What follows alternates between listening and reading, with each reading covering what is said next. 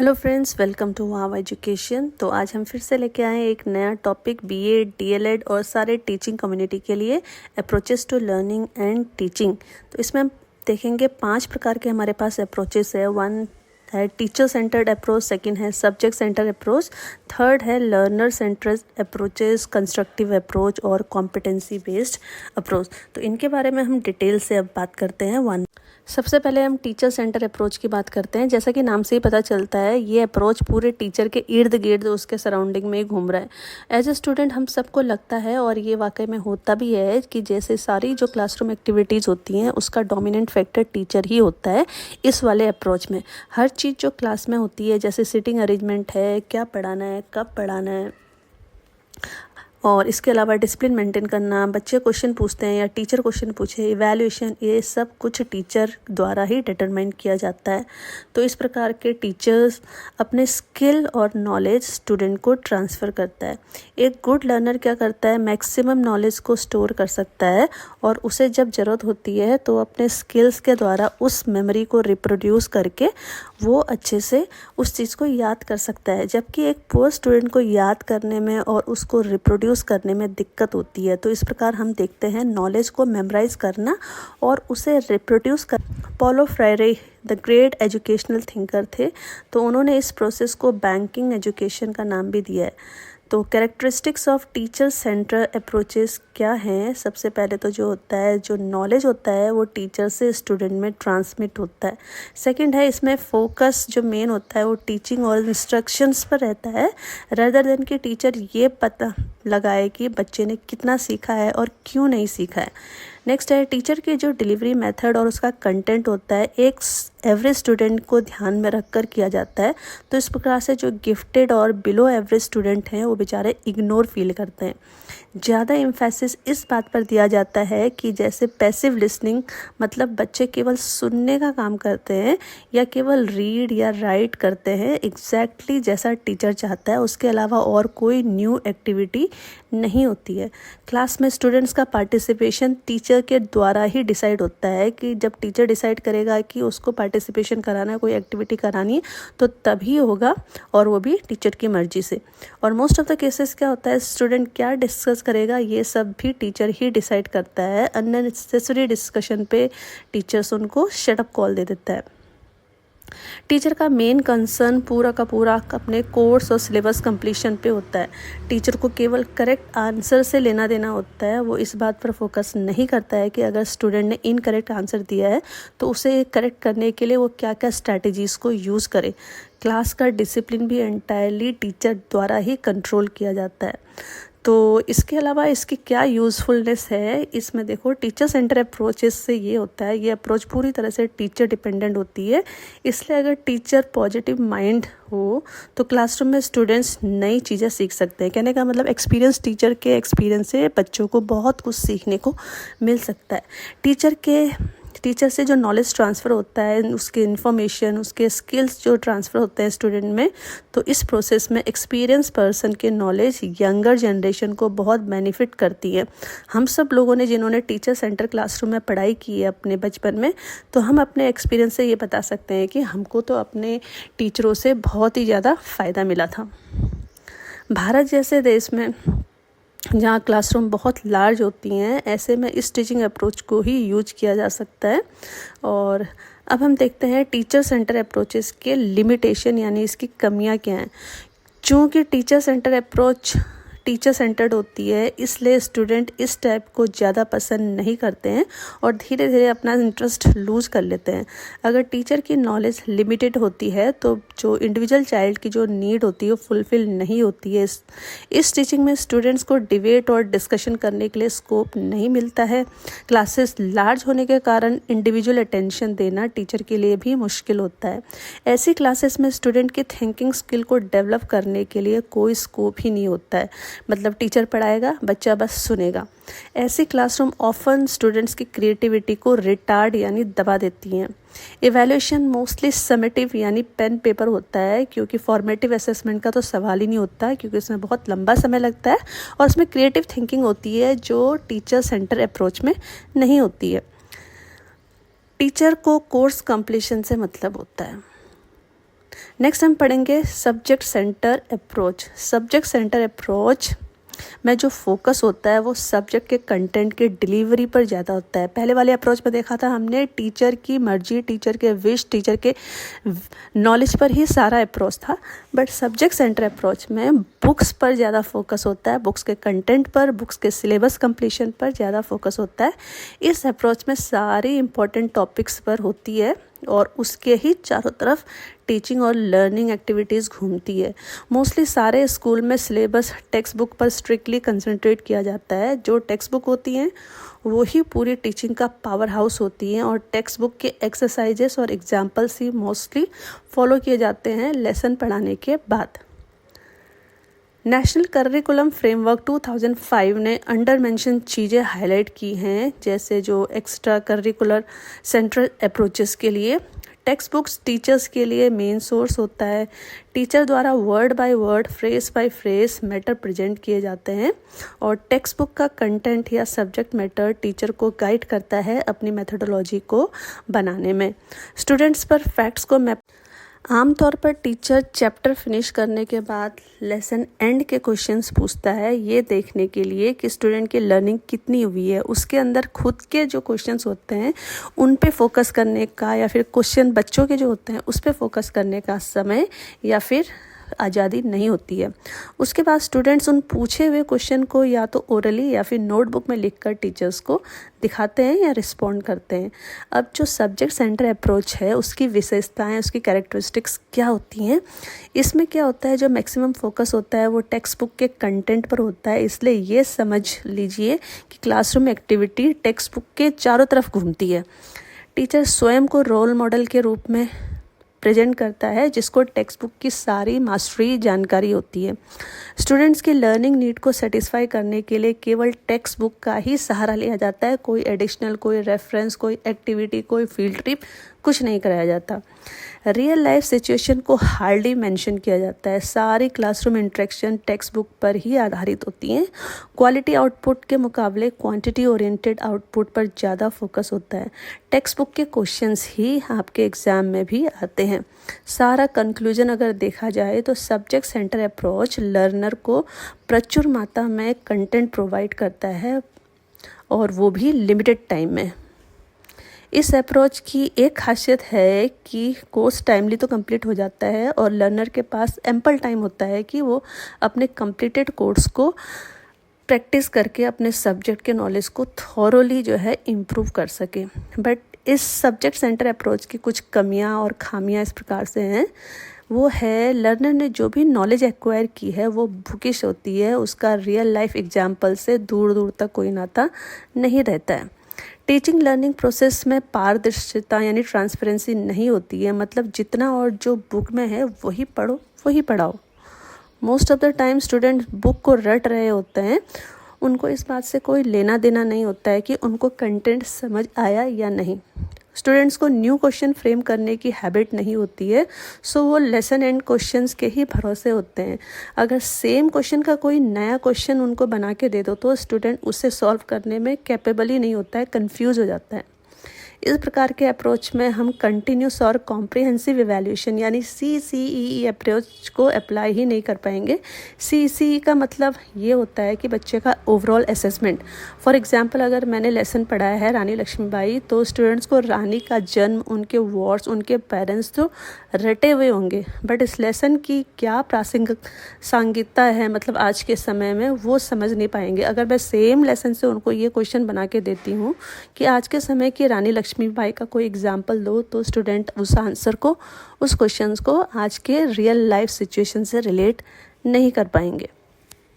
Third approach की हम बात करते हैं, वो है लर्नर सेंटर्ड अप्रोच। ऊपर के जो दो अप्रोचेस हमने पढ़े वो ट्रेडिशनल हैं, ऑलमोस्ट एक दूसरे से सिमिलर हैं।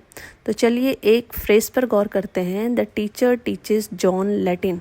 इस फ्रेज में आप ध्यान से देखिए तो आप देखेंगे इस फ्रेज में ना तो टीचर ना लैटिन इम्पॉर्टेंट है, बल्कि जो इम्पॉर्टेंट है वो है जॉन। तो इसमें आप जिस प्रकार से देखते हैं बच्चा इम्पॉर्टेंट है और बच्चे के आसपास ही सारी लर्निंग एक्टिविटी घूमती है, तो ऐसी एक्टिविटी को, ऐसे अप्रोच को हम लर्नर सेंटर्ड अप्रोच बोलते हैं। क्यों? क्योंकि जॉन लर्नर है और वो सारी टीचिंग लर्निंग एक्टिविटीज़ का सेंटर है, केंद्र बिंदु है। तो इस प्रकार हम देखते हैं लर्नर सेंटर्ड अप्रोच में सबसे इम्पॉर्टेंट है जो है वो है लर्नर सेंटर्ड अप्रोच की विशेषताएं, कैरेक्टरिस्टिक्स किस प्रकार से हैं। सारे लर्निंग मेथड और जो भी हम क्लासरूम स्ट्रैटेजी बनाते हैं उसका बेसिस स्टूडेंट्स की नीड्स होती हैं। स्टूडेंट्स को क्या समझाना है, कैसे समझाना है, कितना समझाना है, कहाँ समझाना है, सब कुछ सोचना पड़ेगा सो दैट कोई भी स्टूडेंट नेग्लेक्टेड ना रहे। अपनी क्लास स्टार्ट करने से पहले टीचर हमेशा मोटिवेशन के साथ टॉपिक स्टार्ट करेगा सो दैट लर्नर को इंटरेस्ट आए। इस अप्रोच में टीचर बस एक फैसिलिटेटर है, ना कि इंस्ट्रक्टर। कहने का अर्थ है कि टीचर स्टूडेंट लर्निंग प्रोसेस में बस हेल्प करेगा, वो ऑर्डर नहीं देगा। टीचर के द्वारा ऐसी सिचुएशन क्रिएट की जाएंगी so that learning can take place in the classroom. For example, अगर मैंने पार्ट्स ऑफ प्लांट्स पढ़ाया है तो मैं लर्नर को लाइव प्लांट या आउटसाइड गार्डन में ले जाऊंगी, एक्सप्लेन करूंगी और उन्हें एक्सप्लोर करने के लिए छोड़ दूंगी। इस अप्रोच में स्टूडेंट्स अकेले या ग्रुप में काम करेंगे। स्टूडेंट जब अपने पीयर से इंटरेक्ट करते हैं, अपने दोस्तों के साथ बैठते हैं, बातें करते हैं, एक्टिविटीज़ करते हैं, तो वो और अच्छे से सीखते हैं। फॉर एग्जांपल, अगर किसी स्टूडेंट को आप मैप में रिवर ड्रॉ करनी नहीं आ रही है तो उसको उसके इंटेलिजेंट दोस्त के साथ बिठाओ और उसे स्टेट्स और रिवर बताएगा और उसके द्वारा जो है बच्चा और अच्छे से सीख पाएगा। तो आप यहाँ पर क्या कर रहे हो, एक फैसिलिटी प्रोवाइड कर रहे हो, इसीलिए आप इंस्ट्रक्टर नहीं हो बल्कि एक फैसिलिटेटर हो। इस अप्रोच में लर्नर्स को पूरी अपॉर्चुनिटी प्रोवाइड की जाती है कि वो खुद एक्सप्लोर करे, खुद क्वेश्चंस भी करे टीचर से और एक्सपेरिमेंट करे। फॉर एग्जांपल, अगर मैंने उसे श्रब्स ट्रीज़ का डिफरेंस बताया है तो मुझे उसके एग्जांपल्स दिखाए और डाउट पूछे कि वो करेक्ट है या नहीं। क्लासरूम की सीटिंग अरेंजमेंट्स एक्टिविटीज़ के अकॉर्डिंग चेंज होती रहती है। ट्रेडिशनल मेथड में जैसे एक ही बोरिंग फॉर्मेशन में नहीं बैठना पड़ता है। इस अप्रोच में असेसमेंट एक इम्पॉर्टेंट प्रोसेस है, बट वो लेसन एंड पर नहीं किया जाता, इनफैक्ट लर्निंग के दौरान भी चलती रहती है। इस अप्रोच में टीचर स्टूडेंट्स को variety of teaching learning material भी प्रोवाइड कराता है। क्लासरूम का लर्निंग एटमॉस्फेयर डेमोक्रेटिक रहता है, मतलब टीचर किसी भी एक स्टूडेंट का फेवर या बाकी को इग्नोर नहीं कर सकता है। स्टूडेंट फ्रीक्वेंटली कंसेप्ट क्लियर करने के लिए टीचर से क्वेश्चन पूछ सकते हैं। लर्नर सेंटर अप्रोच में एक्टिविटीज़ का बहुत इंपॉर्टेंट रोल होता है, स्पेशली प्राइमरी क्लासेस में। यही रीज़न है एक्टिविटीज़ बेस्ड लर्निंग अब all over the country popularly use हो रहा है।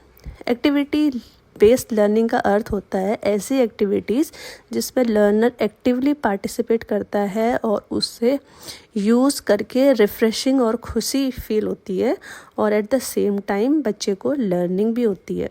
फॉर एग्जाम्पल, एक एक्टिविटी देखते हैं हम लोग।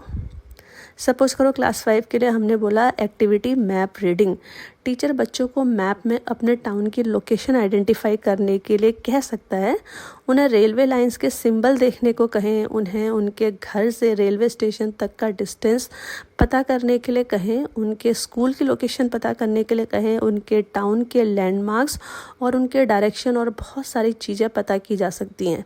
तो आप इस प्रकार देखेंगे कि जो टीचर सेंटर लर्निंग होती है उसमें बुक से पढ़कर मैप एक्सप्लेन कर दिया जाता था, बट स्टूडेंट सेंटर लर्निंग में स्टूडेंट खुद ही वो एक्टिविटी करेंगे तो लर्निंग ज़्यादा प्रभावी होगी। और आपने देखा इन्वॉल्वमेंट ज़्यादा किसका है, टीचर का कि स्टूडेंट का।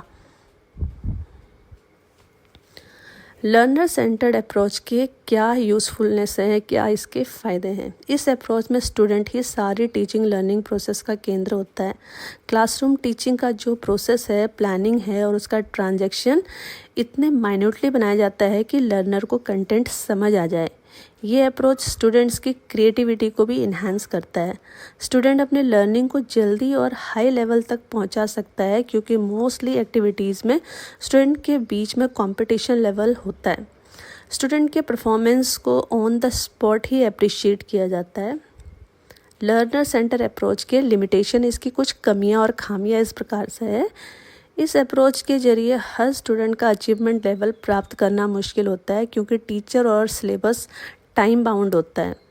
इस अप्रोच में एक कॉम्पिटेंट और कमिटेड टीचर के बिना लर्निंग आउटकम प्राप्त किया ही नहीं जा सकता। इस अप्रोच में ऐसे टीचर चाहिए जो ऑनेस्टली स्टूडेंट्स की नीड्स को सीरियसली लेते हों।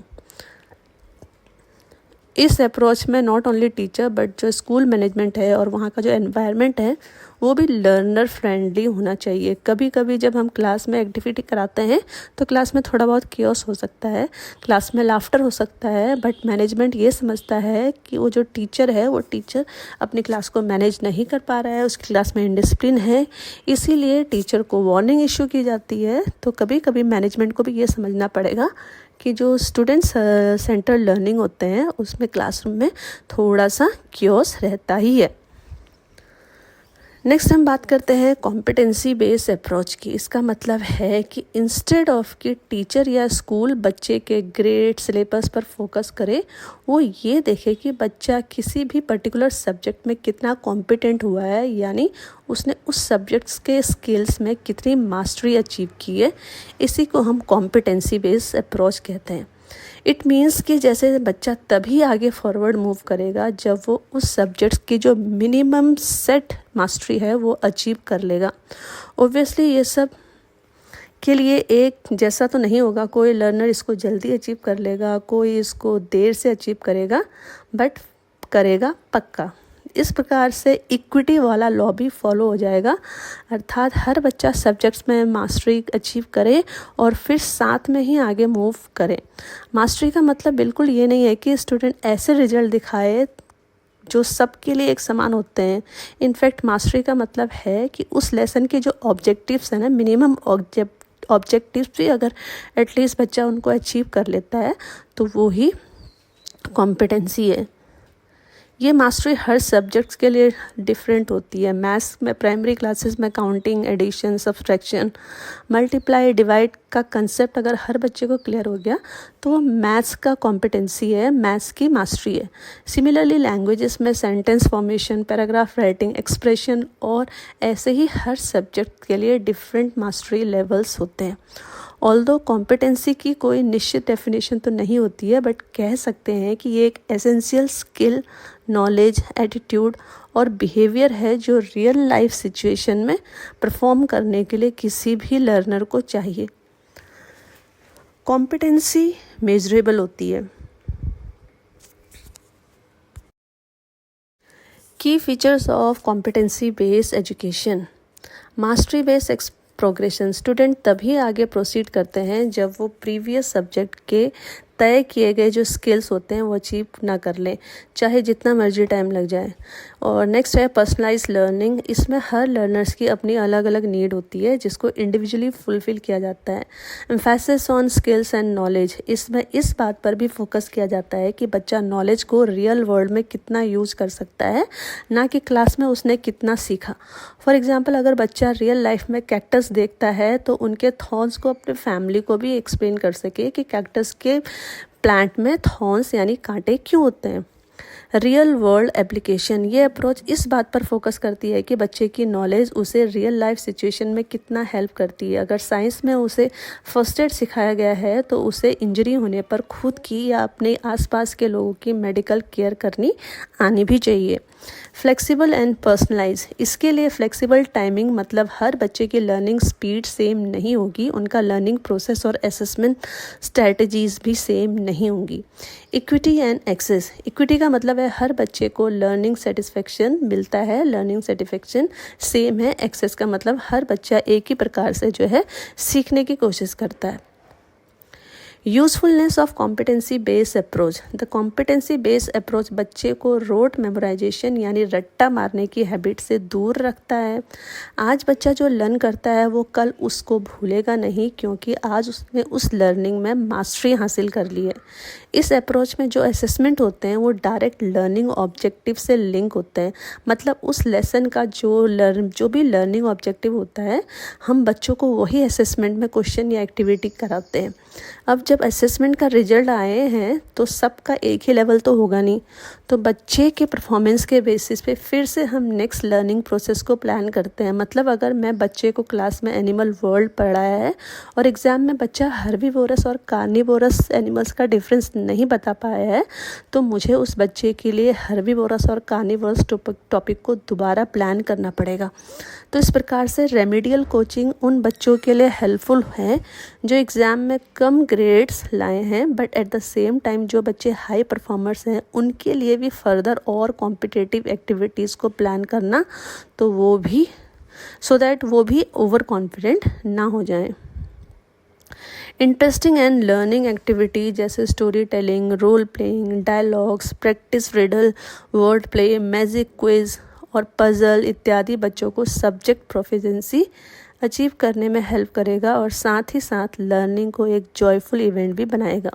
इस प्रकार हम देखते हैं कि लर्निंग एक फ़न वे बन जाती है दोनों के लिए, टीचर के लिए भी और स्टूडेंट्स के लिए भी। अब इस अप्रोच के यानी लर्नर सेंटर्ड अप्रोच के भी कुछ खामियां हैं। अब इस अप्रोच के यानी कॉम्पिटेंसी बेस्ड अप्रोच की भी कुछ खामियां, इसके भी लिमिटेशन देखिए। इस अप्रोच में एक कॉम्पिटेंट यानी एक बहुत ही सक्षम और एबल टीचर होना बहुत ही इम्पॉर्टेंट है, जिसे सब्जेक्ट की डीप नॉलेज हो एज वेल एज वो सब्जेक्ट के कंटेंट को रियल वर्ल्ड नॉलेज से भी अप्लाई कर सके। स्कूल्स का लर्निंग क्लाइमेट भी बहुत मैटर करता है। सिलेबस को कब तक कंप्लीट करना है, एक्स्ट्रा क्लास के लिए परमिशन है कि नहीं है, टीचर ओवरबर्डन है कि नहीं है, और बहुत सारे फैक्टर्स इस कॉम्पिटेंसी बेस्ड लर्निंग को सक्सेसफुल बनाने के लिए मैटर करते हैं। हर बच्चे की लर्निंग स्पीड डिफरेंट होती है, तो हर बच्चे का कॉम्पिटेंसी करने के लिए टीचर के पास समय है कि नहीं है। सभी टीचर इक्वली सक्षम नहीं होते हैं, तो जो लो अचीवर्स होते हैं उनको मेन स्ट्रीम में लाने का एफर्ट हर टीचर का अलग होता है और अनइक्वल भी होता है। सपोज करो कोई बच्चे को जो बिलो एवरेज बच्चा है उसको पढ़ाने का तरीका एक टीचर का अलग है, दूसरे टीचर का अलग है, तो ये भी मैटर करेगा। लर्नर की कॉम्पिटेंसी फर्दर सब कॉम्पिटेंसीज में डिवाइड होती हैं, सो असेसमेंट उस लेवल का बनाना और बार बार बनाना वो ज़रा डिफ़िकल्ट हो जाता है। डिज़ाइनिंग एक्टिविटीज़, टेस्ट पेपर बनाना, कॉम्पिटेंसीज, सब कॉम्पिटेंसीज की डिटेल लिस्ट बनाना और फिर उन्हें प्लान करना, प्रैक्टिकली ये तो लगता ही नहीं कि ये कभी प्रैक्टिकल हो भी पाएगा इंडिया के क्लासरूम जैसी कंडीशंस में। नेक्स्ट हम पढ़ेंगे कंस्ट्रक्टिविस्ट अप्रोच। इस अप्रोच के अनुसार लर्निंग केवल स्कूल में नहीं होती है। फॉर एग्जांपल, आप एक ही टॉपिक या कुछ कीवर्ड्स पर अपनी पूरी क्लास को स्टोरी लिखने के लिए बोलो, और जब आप शीट चेक करोगे तो देखोगे हर बच्चे ने उसी कीवर्ड्स पे, कीवर्ड्स तो सेम है जो आपने सारी क्लास को दिए हैं, पर हर बच्चे की स्टोरी अलग है। ये कैसे हुआ? आपने तो स्टोरी भी क्लास में नहीं सुनाई थी। वो इसलिए कि बच्चों ने आपसे पहले ही स्टोरी अपने कभी ग्रैंड पेरेंट्स से या पेरेंट्स से, कजन से, फ्रेंड से, टीवी में पढ़ी, सुनी, देखी, पक्का होगी। और जब वो स्टोरी लिख रहे हैं तो उन्होंने अपने प्रीवियस नॉलेज को रिकॉल किया और नए आइडियाज़ को फॉर्मुलेट किया। सो एक कंस्ट्रक्टिविस्ट क्लासरूम में बच्चा पैसिव लर्नर नहीं होता है, उसमें टीचर एक फैसिलिटेटर होता है और स्टूडेंट एक एक्टिव लर्नर होता है जो टीचर की हेल्प से अपने न्यू नॉलेज को कंस्ट्रक्ट करता है। इसीलिए इसको कंस्ट्रक्टिविस्ट अप्रोच कहा जाता है। कंस्ट्रक्टिविस्ट क्लासरूम एक लर्नर सेंट्रल क्लासरूम है, सो मैक्सिमम फ्रीडम लर्नर को दी जाती है। सो इस थ्योरी के बेसिस पर हम ये कह सकते हैं कि बच्चा न्यू नॉलेज एक्वायर करता है based on his previous knowledge. अब इसकी विशेषताएं क्या हैं? इस अप्रोच में स्टूडेंट एक्टिवली इन्वॉल्व होता है और क्लासरूम का एनवायरनमेंट डेमोक्रेटिक होता है। द एक्टिविटीज़ इंटरेक्टिव और स्टूडेंट सेंटर होती हैं और टीचर एक फैसिलिटेटर होता है जो स्टूडेंट को टास्क करने के लिए एनकरेज करता है। स्टूडेंट्स के ओपिनियन, उसके आइडियाज़ का सम्मान होता है, उसका मजाक नहीं उड़ाया जाता। स्टूडेंट्स अपने एक्सपीरियंसेस का आउटपुट मीनिंगफुल तरीके से निकालते हैं। सपोज बच्चा शादी के पार्टी में गया तो वहाँ पर उन्होंने प्लेट में कितना खाना लिया, कितना खाया खाना और कितना खाना फेंका, इस नॉलेज के बेसिस पर स्टूडेंट सस्टेनेबल डेवलपमेंट के टॉपिक को समझ पाएगा। इस अप्रोच में प्रोसेस भी प्रोडक्ट के बराबर ही इम्पॉर्टेंट होता है। सपोज हम बच्चों को पोइट्री लिखना सिखा रहे हैं बट बच्चे की वोकेबलरी ही वीक है, तो पहले प्रोसेसिंग की ज़रूरत है। तो उसके दौरान हम बच्चे को लाइब्रेरी भेजेंगे कुछ दिन, और उसके बाद जो है जब वो नए वर्ड्स या फिर कुछ लाइब्रेरी में पोएम्स वगैरह पढ़ लेगा तब उसको फिर से हम पोएट्री राइटिंग का असेसमेंट करेंगे, सो दैट हमारा जो प्रोडक्ट है वो भी फ्रूटफुल आए। इस अप्रोच में फोकस टीचिंग से ज़्यादा लर्निंग पर होता है। इस अप्रोच की भी खामियां हैं, लिमिटेशंस हैं, जैसे सभी टीचर उतने कॉम्पिटेंट नहीं हैं कि एक कंस्ट्रक्टिविस्ट क्लासरूम कंडक्ट करा सकें। इसके लिए उन्हें प्रॉपर गाइडेंस की ज़रूरत पड़ेगी। अगर टीचर प्रोफिशिएंट नहीं है तो ये क्लासरूम सक्सेसफुल हो ही नहीं सकती है, बट अगर टीचर कॉम्पिटेंट है और बच्चा लोअर लेवल का है तो भी purpose of constructive classroom achieve नहीं होगा। तो इस प्रकार से हमने देखे 5 various types of teaching approaches. तो प्लीज़